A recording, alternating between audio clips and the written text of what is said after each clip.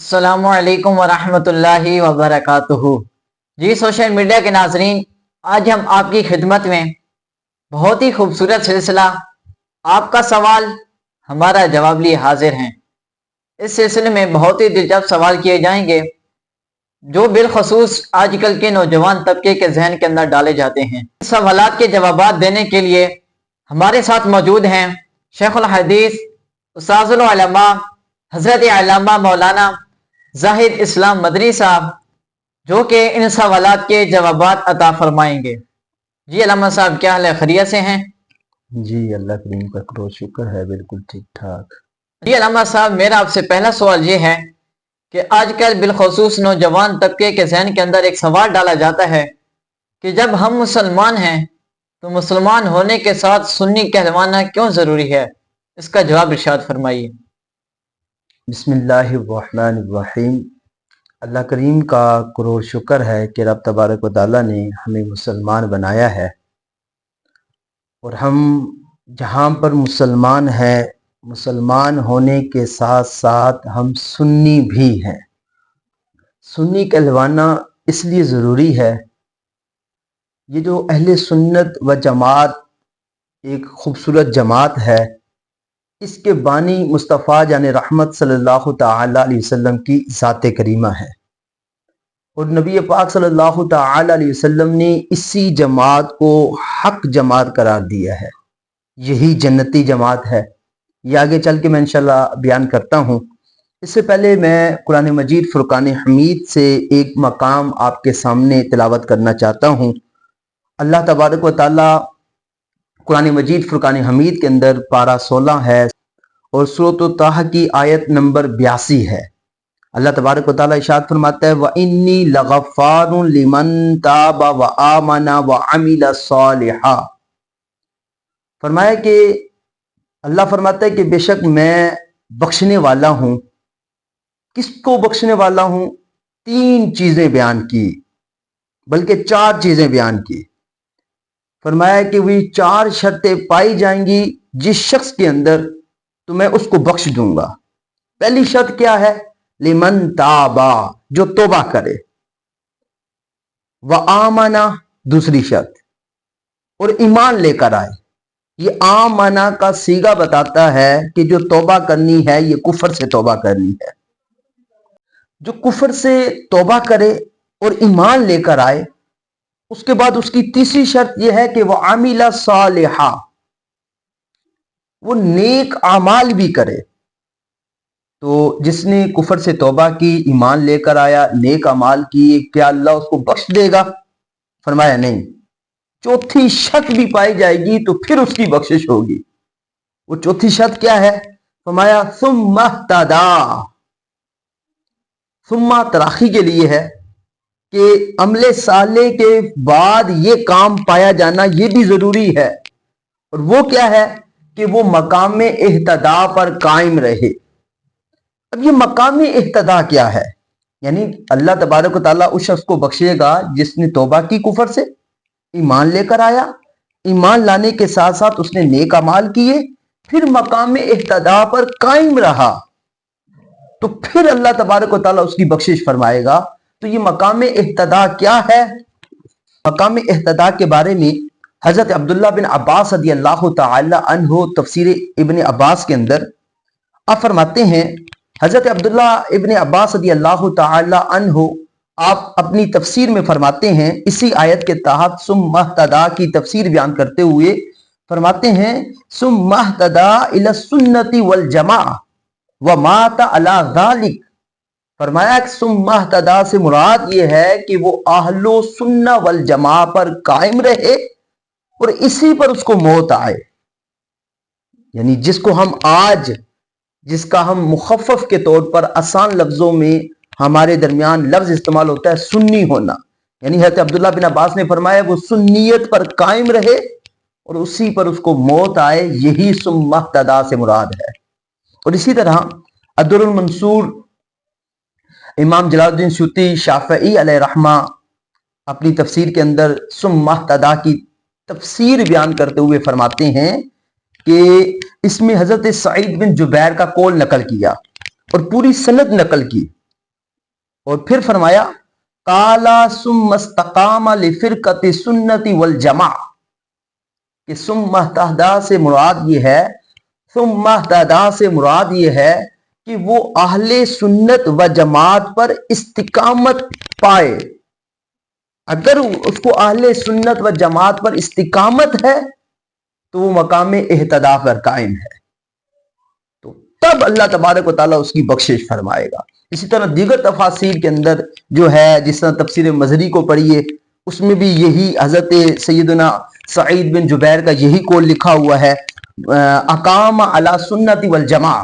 اس طرح کئی تفاسیر کے اندر یہ لکھا ہوا ہے. تو بہرحال توبہ کرنے کے ساتھ ساتھ، ایمان لانے کے ساتھ ساتھ، نیک اعمال کرنے کے ساتھ ساتھ قرآن اور اس کی تفاسیر سے ثابت ہوا کہ اس کا سنی ہونا بھی ضروری ہے. تو ہم سنی اپنے آپ کو کہلواتے ہیں اور اس پر فخر بھی کرتے ہیں کہ اس کے بانی مصطفیٰ جان رحمت صلی اللہ تعالی علیہ وسلم ہے اس جماعت کے. اور یہ سنن ترمذی شریف میرے ہاتھ میں ہے. سنن ترمذی شریف کے اندر مصطفیٰ جان رحمت صلی اللہ علیہ وسلم کی حدیث پاک موجود ہے. یہ حدیث نمبر ہے 2641 نمبر حدیث پاک. مصطفیٰ جان رحمت صلی اللہ علیہ وسلم نے بنی اسرائیل کے فرقوں کا تذکرہ کیا کہ ان کے 72 فرقے ہوں گے. اور اس کے بعد سرکار علیہ الصلوۃ والسلام نے ارشاد فرمایا وَتَفْتَرِقُ أُمَّتِي عَلَىٰ 73 مِلَّةٍ، فرمایا میری امت کے اندر 73 فرقے ہوں گے. اور پھر فرمایا كُلُّهُمْ فِي النَّارِ إِلَّا مِلَّةً وَاحِدَةً، سارے کے سارے فرقے جو ہیں وہ جہنمی ہوں گے، ہاں ایک فرقہ جنتی ہوگا. اور یہ ایک فرقہ وہی فرقہ ہے جس کے بانی مصطفیٰ جان رحمت صلی اللہ علیہ وسلم ہے. اور وہ فرقہ کون سا ہے؟ من ہی یا رسول اللہ. صحابہ نے عرض کی یا رسول اللہ وہ کون سا فرقہ ہے؟ قالا، مصطفیٰ جان رحمت صلی اللہ علیہ وسلم نے فرمایا ما انا علیہ و اصحابی، تو فرمایا جو میرا عقیدہ ہے اور میرے صحابہ کا عقیدہ ہے، اس عقیدے پر جو قائم ہے وہ ہے ناجی فرقہ، وہ ہے جنتی فرقہ. اسی طرح الملل والنحل کے اندر یہی حدیث پاک جب نقل فرمائی تو مصطفیٰ جان رحمت صلی اللہ تعالی علیہ وسلم نے یہ 73 فرقوں کا ذکر کیا. تو صحابہ اکرام نے سوال کیا یا رسول اللہ ناجی فرقہ کون سا ہے؟ تو وہاں جو الفاظ ہیں حدیث کے اہل سنت والجماع، فرمایا اہل سنت و جماعت یہ ناجی فرقہ ہے. تو سنی کہلوانا اس وجہ سے ضروری ہے کہ مصطفیٰ جان رحمت نے فرمایا بقیہ سارے فرقے جہنمی ہیں، صرف اہل سنت و جماعت جو ہے یہی جنتی ہے. تو مسلمان ہونے کے ساتھ ساتھ اپنے لیے جہاں ہم کیا نام ہے یہودیوں کے مقابلے میں، عیسائیوں کے مقابلے میں، ہندوؤں کے مقابلے میں، سکھوں کے مقابلے میں، دیگر باطل مذاہب کے مقابلے میں ہم اپنے آپ کو مسلمان کہتے ہیں، وہیں مسلمانوں کے اندر موجود فرقوں کے مقابلے کے اندر ہم اپنے آپ کو سنی کہتے ہیں. جی ناظرین، آپ نے سماعت کیا قرآن و حدیث کی روشنی میں کہ مسلمان ہونے کے ساتھ ساتھ سنی ہونا کیوں ضروری ہے. کیونکہ سرکار کی حدیث ہمیں بتا رہی ہے کہ جو سنی ہیں وہی اہل جنت ہیں، اور سنی مسلمان ہونے کے ساتھ اہل سنت کہلوانا بھی ضروری ہے. جی علامہ صاحب ٹھیک ہے، ہمیں یہ بات تو سمجھ آ گئی کہ مسلمان ہونے کے ساتھ ساتھ سنی ہونا ضروری ہے. تو ایک اور بات ارشاد فرمائیے کہ ایک لفظ سنتے ہیں صلح کلیت، تو یہ کس چیز کا نام ہے؟ صلح کلیت کیا بلا ہے؟ جی صلح کلیت اس کا سادہ سا مفہوم، اس کی ویسے تو مختلف قسمیں کی جاتی ہیں. صلح کلیت یعنی قولی صلح کلی، فعلی صلح کلی، تقریری صلح کلی، میں اس کی طرف نہیں جاتا. میں سادے لفظوں میں یوں سمجھانا چاہتا ہوں کہ صلح کلی کا مطلب یہ ہے کہ صلح کلی یہ کہتا ہے کہ سب ٹھیک ہیں، یعنی جو ہے چاہے وہ صحابہ کو گالیاں دیتا ہے، چاہے وہ اہل بیت کو گالیاں دیتا ہے، چاہے وہ مصطفیٰ جان رحمت کی بے عیب ذات میں عیب نکالنے کی کوشش کرتا ہے، جو بھی ہے یہ کہتے ہیں سب ٹھیک ہے، سب کے ساتھ چلو، سب کے ساتھ چلو، سب کے پاس بیٹھو، سب کو سنو، سب ٹھیک ہے. بھائی سب ٹھیک نہیں ہے. میں آپ کو اگر قرآن مجید فرقان حمید کا ایک مقام میں اگر آپ کے سامنے رکھنا چاہوں تو قرآن مجید فرقان حمید کے اندر جو ہے یہ پارہ 7 ہے، سورۃ الانعام کی آیت نمبر جو ہے یہ 68 ہے.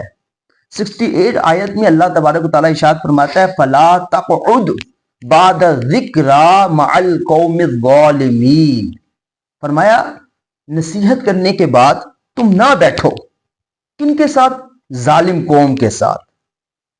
اب آپ جو اہل علم ہیں وہ اس بات کو جانتے ہیں، یہ ظالم قوم سے کیا مراد ہے؟ ٹھیک ہے وہ بھی ظالم ہے، قاتل ظالم ہوتا ہے، چور ظالم ہوتا ہے، ڈکیت جو ہوتا ہے وہ ظالم ہوتا ہے، وہ بھی شامل ہے، لیکن ساتھ ہی ساتھ یہاں پر وہ ظالم مراد ہے کہ جو عقیدے کا ظالم ہے، جو اللہ کو نہیں مانتا، مصطفیٰ جان رحمت کو نہیں مانتا، مصطفیٰ جان رحمت کی رسالت کا اقرار نہیں کرتا، ختم نبوت کا قائل نہیں ہے، وہ عقیدے کا ظالم یہاں پر مراد ہے۔ جیسے فرمایا جاتا ہے نا کہ یہ نہ کھاؤ، یہ نہیں ہے، اس کو کہتے ہیں نہیں، نہ کھاؤ، یہ نہ پیو، ادھر نہ جاؤ، یوں نہ کرو۔ تو اسی طرح اللہ تبارک و تعالیٰ نے نہیں کا صیغہ استعمال فرمایا، فلا تقعد، نہ بیٹھو ظالم قوم کے ساتھ۔ تو یہ ظالم قوم کیا ہے؟ یہی بد مذہب، عقیدے میں جس کا بگاڑ ہے اس کے ساتھ نہ بیٹھو۔ رب کہتا ہے کہ ظالم قوم کے ساتھ نہ بیٹھو جس کا عقیدہ خراب ہے۔ صلح کلیت کہتا ہے سب کے ساتھ بیٹھو، سب ٹھیک ہے، سب کو لے کر چلو۔ اچھا اس کی ایک قسم یہ بھی ہے، ایک تو یہ نا کہ یہ کہتے ہیں سب ٹھیک ہے، صلح کلیت کے اندر ایک قسم یہ ہے، وہ یوں کہتے ہیں، مثال کے طور پر ایک شخص ہے زید، وہ یہ کہتا ہے آسمان اوپر ہے، اس کے مقابلے میں بکر ہے، بکر کہتا ہے آسمان نیچے ہے۔ اب کسی صلح کلی سے سوال کیا گیا تو صلح کلی کہتا ہے جی زید جو کہہ رہا ہے نا آسمان اوپر ہے یہ ٹھیک کہہ رہا ہے، لیکن بکر نے یہ جو کہا ہے نا کہ آسمان نیچے ہے یہ بھی غلط نہیں کہہ رہا۔ یہ صلح کلیت کا مزاج ہے۔ صلح کلی اس طرح کہتے ہیں بھئی دونوں ہی ٹھیک ہیں۔ او بھئی دونوں کیسے ٹھیک ہیں خدا کے بندے؟ آسمان یا تو اوپر ہے یا نیچے ہے، آسمان اوپر بھی ہے نیچے بھی ہے، یہ کیسے ٹھیک ہو سکتا ہے؟ دو دو چار ہوتے ہیں، تین یا پانچ نہیں ہوتے۔ اب کوئی کہے دو دو تین ہوتے ہیں، کوئی کہے دو دو پانچ ہوتے ہیں، کوئی کہے دو دو چار ہوتے ہیں۔ تو بھائی دو دو چار کہنے والے کو درست مانا جائے گا نا، پانچ یا تین والے کو درست نہیں مانا جائے گا۔ سیم ایسے ہی آسمان اوپر ہے یا نیچے ہے، ایک قول درست ہے، دونوں کیسے درست ہیں؟ یہ تو بات عقل میں بھی نہیں آتی۔ تو یوں ہی صحابہ کو گالیاں نکالنے والا حضرت ابو بکر صدیق رضی اللہ تعالیٰ عنہ کی خلافت کا انکار کرتا ہے، اور ایک ہے جو سنی مسلمان ہے وہ حضرت ابو بکر صدیق کی خلافت کا اقرار کرتا ہے، جل و جان سے تسلیم کرتا ہے۔ اب دونوں کیسے درست ہیں؟ اللہ تعالیٰ سمجھنے کی توفیق عطا فرمائے۔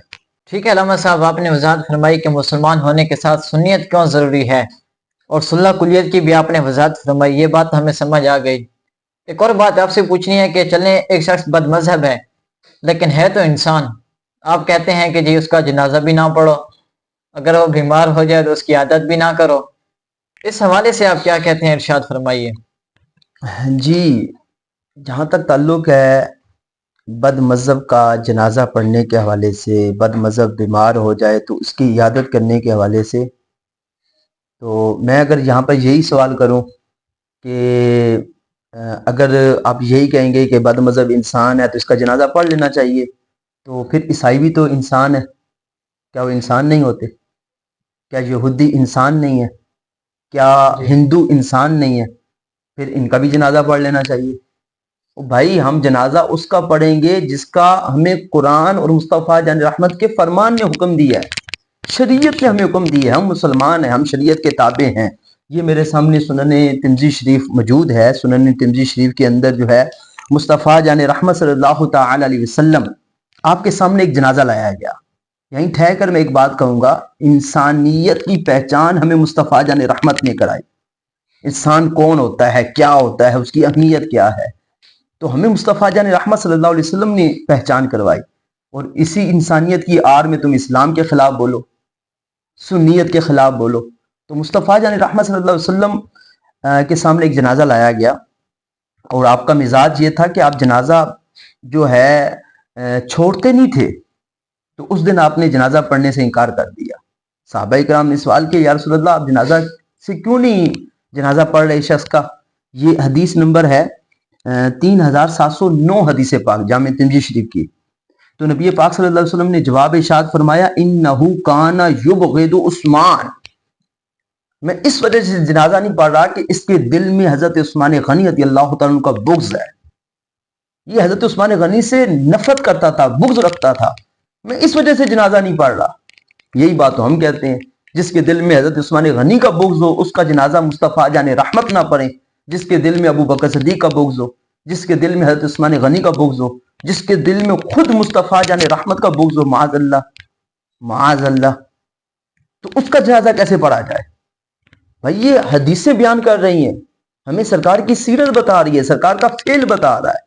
اسی طرح ایک کولی حدیث بھی آپ کے سامنے رکھنا چاہتا ہوں، یہ سنن ابو داؤد شریف ہے، اور سنن ابو داؤد شریف کے اندر مصطفیٰ جان رحمت صلی اللہ تعالی علیہ وسلم نے قدریوں کا ذکر کیا۔ اب یہ قدریے کون ہوتے ہیں؟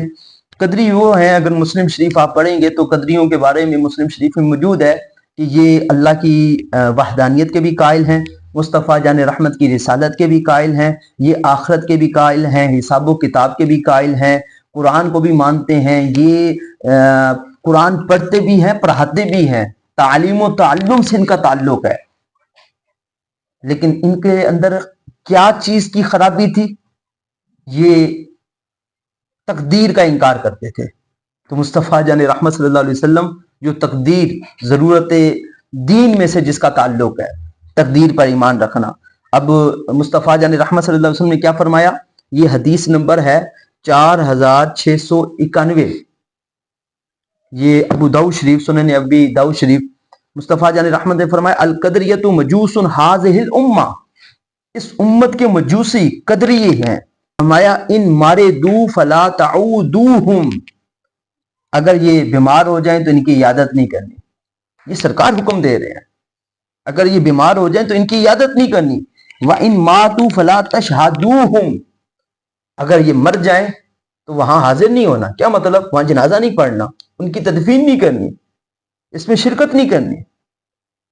تو سرکار علیہ الصلوۃ والسلام کی اس حدیث سے پتہ چلتا ہے کہ جناب ہر جگہ پر ہمیں جنازہ پڑھنے، عیادت کرنے یا نکاح کرنے کی اجازت نہیں ہے، بلکہ نبی علیہ الصلوۃ والسلام کی شریعت کے مطابق ہم ایک دائرے میں بند ہیں، ہم اسی کے مطابق جو ہے ہم جنازہ بھی پڑھیں گے، اور کیا کریں گے ساتھ، جہاں اللہ اور اس کے رسول کا حکم ہوگا وہیں پر ہم جنازہ بھی پڑھیں گے، تعزیت بھی کریں گے، عیادت بھی کریں گے، اور ساتھ ہی ساتھ نکاح کرنا ہے تو نکاح بھی کریں گے۔ اللہ تعالیٰ عمل کرنے کی توفیق عطا فرمائے۔ آپ نے گفتگو سماعت فرمائی سنیت کے حوالے سے، تو میں آخر میں اتنی ہی دعا کروں گا کہ میں ہوں سنی، رہوں سنی، مروں سنی، مدینے میں بقیع پاک میں بن جائے تربت یا رسول اللہ۔ تو میں آپ سے بھی گزارش کروں گا کہ سنی رہیں اور پکے سنی رہیں، کیوں کہ ہر کوئی اپنے مسلک سے وابستہ رہ کے جیتا ہے، کیوں سنی اب تک اپنے مسلک سے آ رہی ہے، اور جب سنی اپنے مسلک کے ساتھ پکا ہو گیا تو وہ یوں کہے گا یہ زمین بھی سنی ہے، وہ آسمان بھی سنی ہے، قطرہ شبنم بھی سنی، باغباں بھی سنی ہے، جلوائے خورشید سنی، کہکشاں بھی سنی ہے، مایہ ملت بھی سنی، نگاہواں بھی سنی ہے۔ اہل سنت کے جیالو باندھ لو گر تم کمر، تمہیں نظر آئے گا سارا جہاں ہی سنی ہے۔